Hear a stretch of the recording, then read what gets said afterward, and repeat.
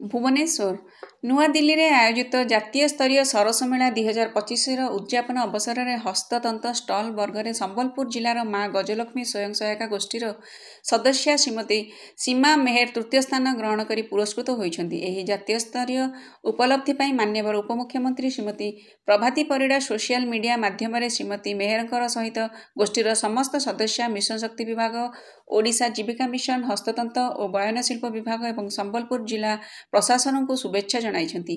चलित मास 5 रु 22 तारिख जाए नूआदिल्ली जातीय सरस मेला 2025 आयोजित हो जाइछि। माननीय मुख्यमंत्री श्री मोहन चरण माझी दिग्दर्शन में ओडिशा जीविका मिशन और मिशन शक्ति विभाग सहभागितार जातीय सरस मेल ओडिशारू 7टी स्टल यथा हस्ततंत वर्ग में 3टी स्टल, हस्तशिल्प वर्ग में पट्टचित्र 1टी और सबाई उत्पादन 1टी स्टल, पैकेज फूड प्रोडक्ट 1टी स्टल और लाइव फूड्र 1टी स्टल स्थान पाइथिला। एही 7टी स्टल स्वयं सहायता गोष्ठी 4860 उत्पाद बिक्री करने सह 15 लाख ऊर्ध्व व्यवसाय करिसेंति।